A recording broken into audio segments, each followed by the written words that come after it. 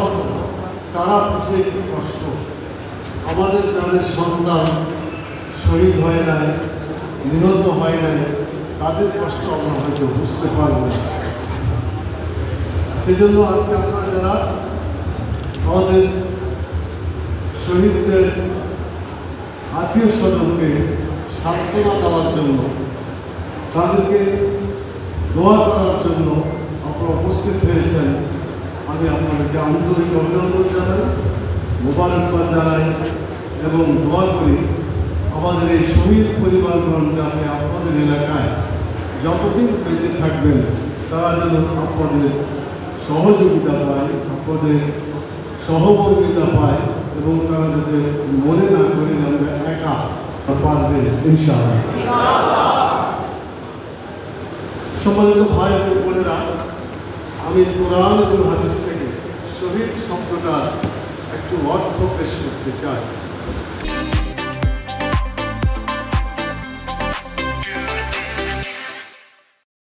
অভিনন্দন, আমি গুনাহগারের পক্ষ থেকে পবিত্র সালাম, আসসালামু আলাইকুম ওয়া রাহমাতুল্লাহি ওয়া বারাকাতুহু।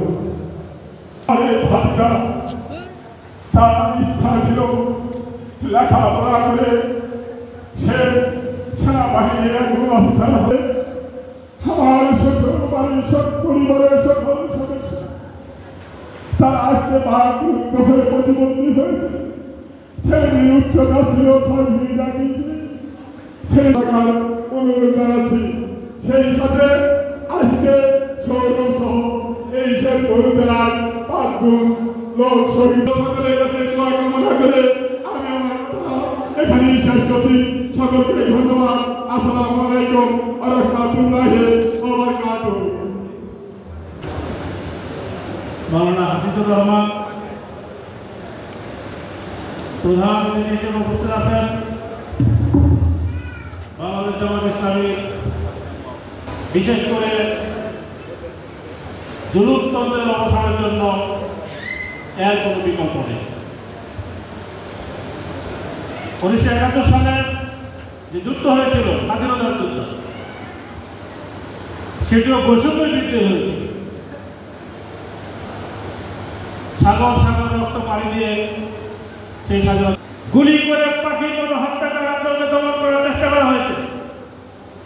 পরিশেষে জামাত ইসলামী এবং ইসলামী ছাত্র শিবিরের মতো একটি গণতান্ত্রিক, নিয়মতান্ত্রিক, সুশৃঙ্খল, দেশপ্রেমিক সংগঠনকে নিষিদ্ধ করেছে। হেন কোনো অপরাধ নয় যা পতিত সরকার, স্বৈরাচার সরকার করে না। আল্লাহ মেহরবানি, এদেশের ছাত্র জনতার আন্দোলন এবং সহস্র শহীদের রক্তের বিনিময়ে ওই স্বৈরাচারের পতন হয়েছে।